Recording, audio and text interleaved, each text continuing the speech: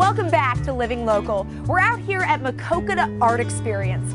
The nonprofit works to cultivate interest in the arts by promoting lifelong learning and supporting cultural heritage while also appreciating the arts in our everyday lives. I'm now joined by Nancy Kilberg. She is the educational liaison here at the Maquoketa Art Experience. We're so excited to visit the art studio and gallery. Wonderful to be here, Nancy. So for people who might not be familiar, what is the Maquoketa Art Experience? The Maquoketa Art Experience is a fine arts gallery along with a performance venue that we established in 2008. And the building that you see before you is was 4 stores, and it was opened up in 2008 to become a gallery space. What role do you feel like the MAE has in this community?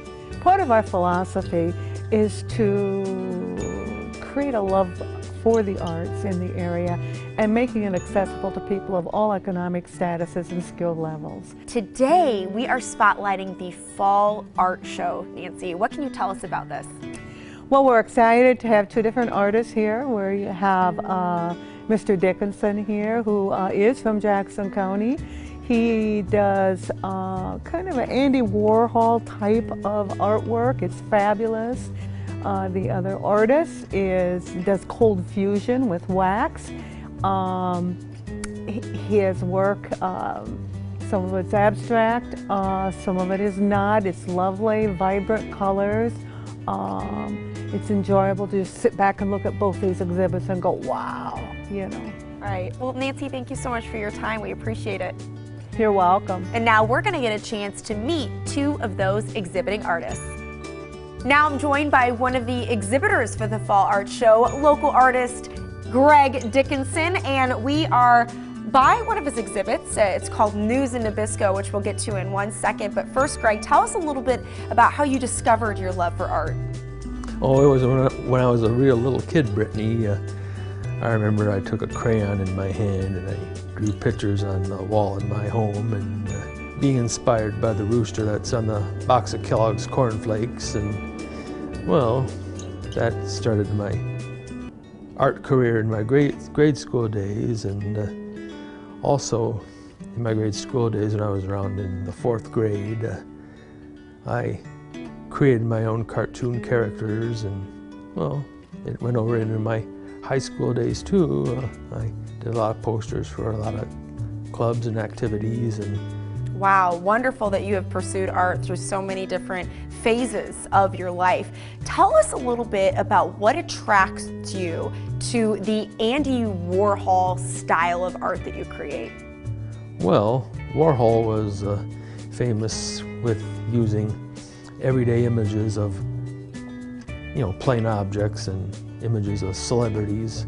Well, that's what inspired me to work with images of Nabisco cookies like Oreos and Lorna Doones and cameos, and well, I found those fun to work with, and I find them very rewarding to do as well.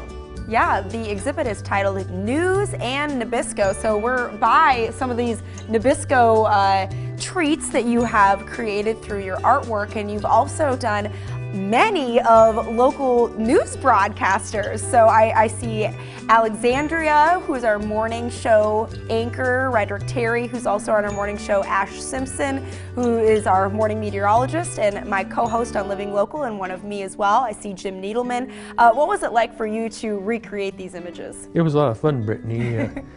Yeah, all these people were real nice and, you know, giving me images to work with, and I was very delighted that I was able to include all of them in my repertoire of, you know, celebrities and Nabisco cookie images, and well, I found it very rewarding and worthwhile to work in. It was a lot of fun to do.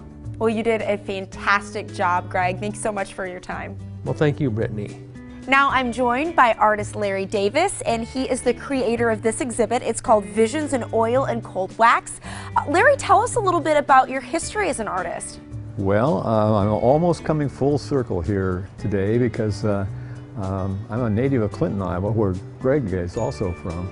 And that's been about 50 years ago that the person off camera here, my wife and I, were married, and that's shortly after my brief one-year teaching career in Grand Mound, Welton, and Low Moor. Wow. And then Uncle Sam needed me, so I was off for other places and finally returned to Clinton after my service years and spent a little time there before we moved to Florida, where I was a college professor for many years. Wow. And, we retired, and it'll be 8 years ago this year that we came back. That's fantastic. Larry, what is your preferred subject matter and your artistic medium? All right.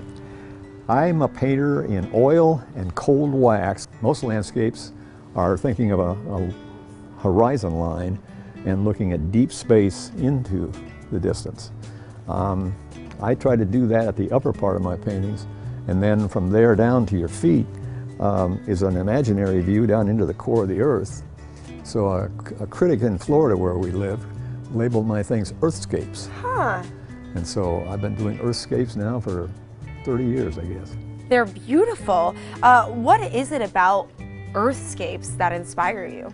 I think it's partly a reaction to the perils that the earth is in right now. Well, Larry, thanks so much for giving us a peek into your artwork here. My pleasure, and we sure appreciate, I'm sure that the group here at Maquoketa Art Experience really appreciate you covering this too. Well, it's been Thanks a pleasure again. for us. All right. Thanks, Larry. If you would like some more information, you can call the number on your screen. That's 563-652-9925, or email maq.art.exp@gmail.com. More Living Local returns after this break. Stay with us.